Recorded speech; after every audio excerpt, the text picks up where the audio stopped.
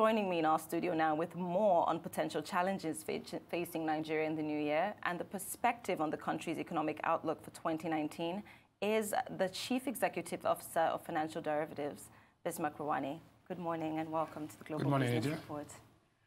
Okay, so in the 2019 economic outlook that was recently released by Financial Derivatives, your company, you had indicated that this year would be one filled with fear, anxiety, and uncertainty. Yeah. Why did you come to that conclusion, and what are the pain points that Nigerian policymakers should look out for to avoid this economic turmoil going forward? It's only natural that you have uncertainty, fear, and anxiety when you have an election coming up in 2019. It's also, the year is pregnant with expectations as well. Of course. Nigerians, last 4 years we had a change in government, but not a change in direction. We had a change in ministers, but we didn't have a change in policy. Now there's a crisis of false expectation, but also there's a crisis of anticipated negative effect of if that doesn't happen. So it's aligning the crisis of expectations with false expectations on one hand, and the fears and anxieties that come with it, that gives us this potent mix of what you can call a perfect storm. Now, having said that, it would be unkind for us to think that nothing has gone right. A lot of things have gone right, but not in the quantum that makes an impact, not in the quantum that moves the needle. So you have positive growth, but growth that is suboptimal. You have a response to an exchange rate mechanism, diversification of activity, but not diversification of revenue. We have a median age of 18.9. In other words, if you put 100 Nigerians in a room and take the weighted average, you will come up with the average age of Nigerians across us will be 18 years. The median age in the world is about 30. So if you have a median age of 18.9, and the two leading candidates for the election are above 70, I want you to imagine that not biologically, psychologically, socially, the difference in the mindset between those who are going to lead this country in the next 4 years, who are above 70, to the followership, who are 19. So there's very limited middle ground for us to meet. So these are the contradictions and inherent opportunities that worry Nigerians. Is this the best choice? Exactly. Right. And then, so we come up with what we call the economic indifference curve analysis. So people become indifferent, and indifference is followed by skepticism and lack of enthusiasm. Apathy. And if anything, apathy, and that is dangerous. So all of these things put together makes us feel that it's a year that could be, if left unattended, could drift into something that is not undesirable outcomes. But if attended, could actually potentially be an opportunity. Because let us say there are two 70-year-olds, but they pick a team of people who are between the ages of 30 and 40. Then you bridge that gap. When you're not just picking the teams physically, but bringing the ideas of these 30-year-olds into the table, so you have a potent mix of brand new ideas. And so that younger population can still actually have an input. But let's look at specific sectors. Now, this year may mark the end of OPEC's influence, or relevance, actually, in its ability to influence oil prices. Now, should Nigerian policymakers be concerned about this, and what measures would you advise they take to prevent the country from becoming, say, another Venezuela? Oh, well, the reality is that OPEC is a cartel. A cartel is the arrangement of a few people in an oligopolistic market. There you have few suppliers and many buyers. But the thing about a cartel is that you have two groups. You have the price leaders and you have the price followers. Nigeria is a price follower. But OPEC has now been infiltrated, as it were. The oil markets are now in imbalance. Some people are consumers and producers. And when you have people with that double interest, then you cannot be sure where they're lying. So America is the largest oil producer in the world today, followed by Russia and then Saudi Arabia. The largest oil reserves are in Venezuela. So America and Russia have all sorts of arrangements. So they are interested in prices that are not too high, while Saudi Arabia, as a price leader, has a small population and it really doesn't care about revenue. Yeah. On the other hand, you have Nigeria, Libya, Iran, especially Nigeria and Iran, who have and low income per capita, struggling. So we are hawkish, but at the same time, but we don't have the leverage. So we are price takers and we are vulnerable. To that extent, what happens in the oil markets, which has now become a three-dimensional struggle. One is the struggle for geopolitics between the United States and the rest of the world, the trade wars. Two is the struggle between the Shiites and Sunnis, that is between Iran, Syria, and Iraq on one hand, and Saudi Arabia on the other. So you have that. And three is the normal balance between producers and consumers, where we come in. And when pricing and production becomes a subject of other non-economic and irrational considerations, we cannot predict where price is going to be. So what you have is that we have a situation where in Nigeria, we have a benchmark price of $60 a barrel. And we have a spot price today of 55. It went down all the way down to 50 or 48. Yeah. Typically, your benchmark price is your floor. Anything above that goes into your savings. But there's a floor in economics. You have a floor and you have a ceiling. Okay. Today, our floor is above the spot price. So the floor has become the ceiling. And if your floor and the ceiling are at the same level, when there's rain, you know what happens to everything in the house. Yes, it's finished. Of course. We are vulnerable, and we are making... So what measures would you advise that we First take? of all, take down your benchmark price. Okay. Give yourself at least 20% room between the ceiling and the floor. Secondly, we have announced an increase in oil production of Guinea, right? But Guinea is deep water, deep water. In the deep water, the revenue realization for Nigeria, the revenue take of that is less than 20% because it's a production sharing contract. And those guys have invested significant money. So 200,000 barrels of deep water gives you the same revenue as maybe 50,000 barrels of oil from the land and swamp. So to be announcing with a lot of fanfare, the important thing is not the number of barrels you produce or the price you produce, it's the revenue you get. The revenue Nigeria is going to get from the new oil that is coming from the deep water is got much, much lower than the revenue they were getting before.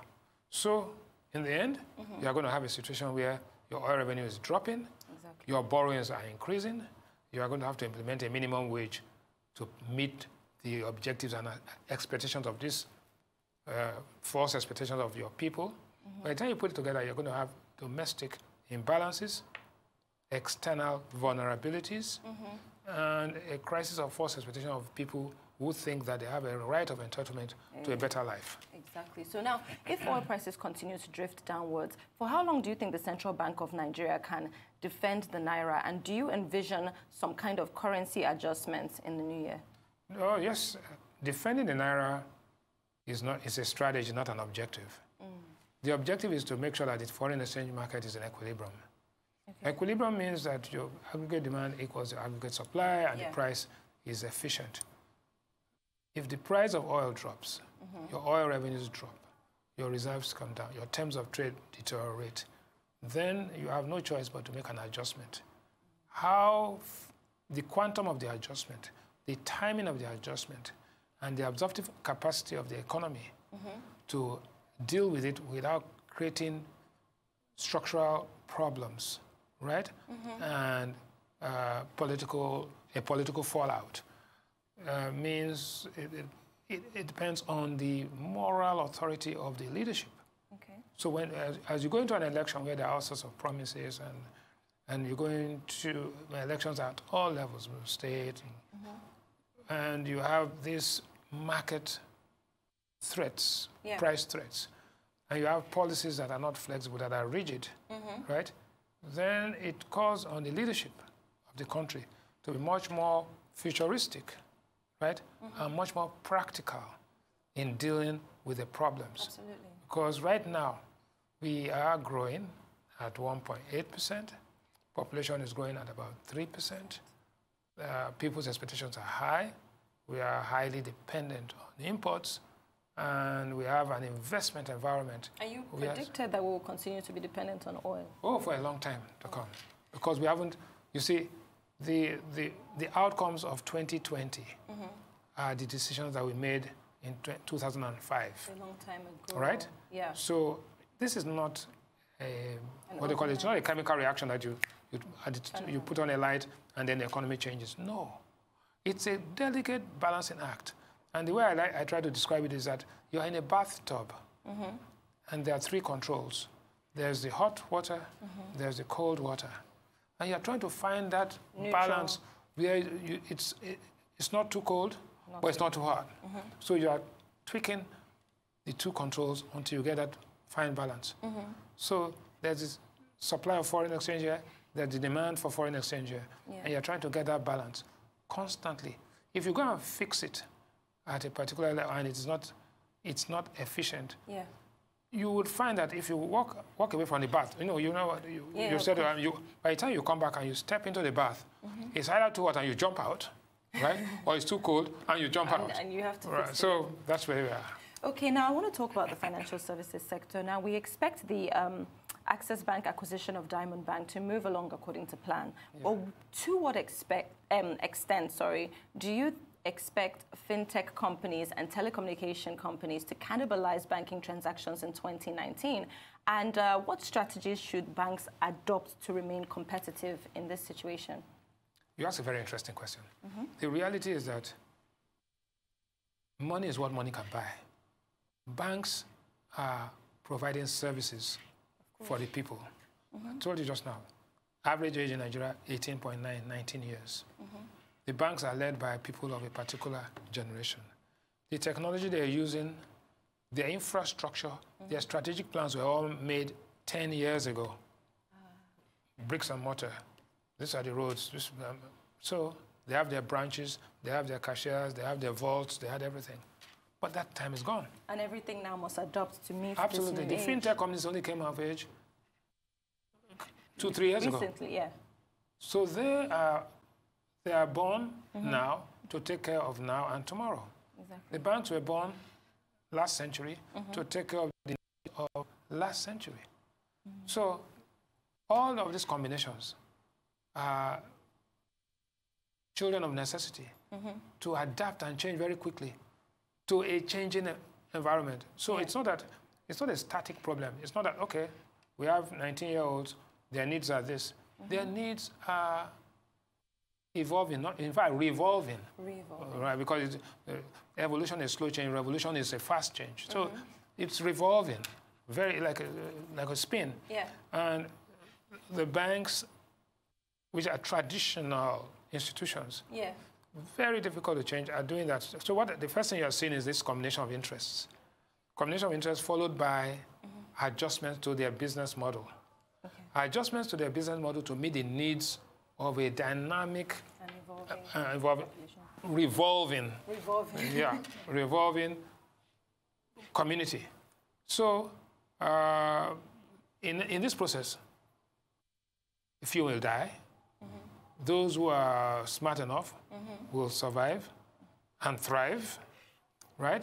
And one of those that will survive and thrive are this combination you've described, which is Access Bank and Diamond Bank, the new entity, Access. Quickly. Oh, yes, and make changes, right? And so it's not just them. That industry is going to be cannibalized by the threats from other industries. Fintech is within the industry, but the telcos come from the information technology space. And what is important is the game changers is the amount of investment, not just financial investment, technical investment, and knowledge investment, content. So are the banks that versatile that they can change that rapidly? No. Probably not. Okay. Are the telcos that versatile and they can change more rapidly. They can acquire fintech companies. The banks? No, but you see, why would the fintech companies be allowed themselves to acquire? No, you see, Microsoft, 20 years ago, Microsoft made an offer to acquire Google for $10 billion. I remember that, yes. But today, Google can acquire, right? True. So what am I saying? I'm saying this to say that it's not just what you wish to have, but it's what you need to have that is going to alter the destiny of financial services. But is financial services going to drive economic change in Nigeria, or is economic change going to drive the financial services? The truth is that if you are not growing and rapidly enough, there's not enough to go around. And when cannibalization means that things become so difficult that we begin to eat ourselves, right? Yeah. That's what's happening. The growth is suboptimal, at times negative. The people are growing, population are growing, and the chances that we begin to become vultures to eat ourselves is quite high. Wow, thank you so much. I don't think that could have been better said. Now, your analysis projected GDP growth for 2019 at 1.9%, and that's far below IMF's 2.3% prediction. What's holding Africa's biggest economy back, and what economic strategies do you think that can best benefit GDP growth? What's actually constraining, the word I would like to use is constraining Nigeria's economic destiny. The reality is that we are our own largest constraint. You have nothing to fear but fear itself. 3 major decisions that Nigeria has to make, which is easy to say but difficult to actualize. 1, accept that subsidies are reverse taxes and that subsidies have to go. When I say subsidies on consumption have to go, subsidies on production can remain. Okay. And those subsidies are in 3 major areas. 1, in the exchange rate market. 2 is in the fuel, fuel subsidy and petroleum, diesel. Thirdly is in the electricity market. If you adjust this 3 variables, right, and move to what they call a market-determined pricing mechanism, which means that we are moving from an imperfect market towards a perfect market. Then investments will come in.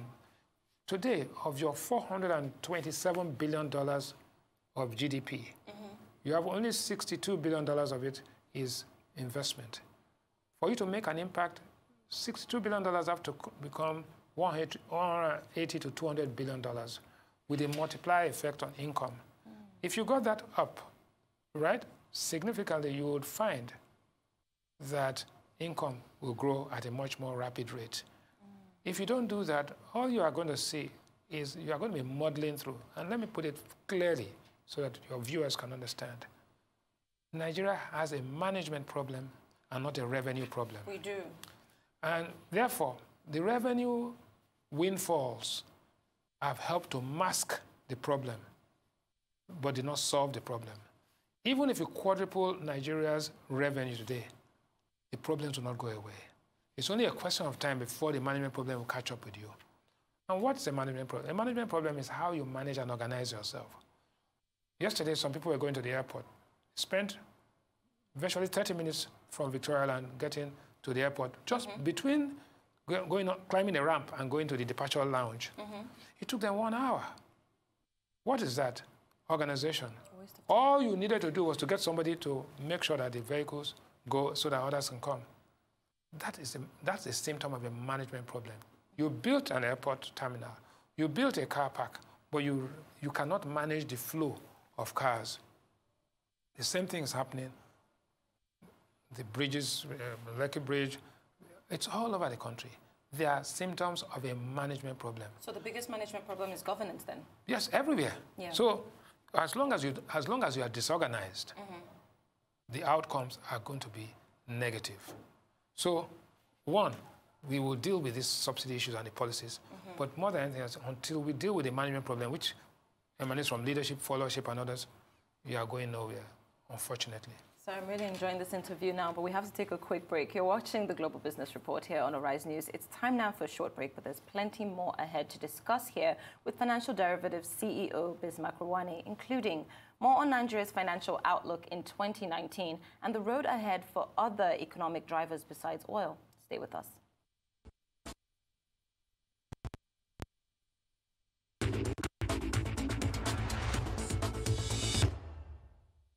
Thinking of banking in Africa? Think Zenith. In today's fast-moving, fast-changing world, you need a financial partner that understands your unique expectations. A bank with presence in major financial centers across the world, with the enabling platform to facilitate seamlessly, whenever, wherever, however. A bank with best-in-class financial solutions from a superb combination of technology and human touch. For easy, fast and secure banking that creates real value. Turning dreams into reality is now in your hands. People, technology, service. Zenith Bank, in your best interest.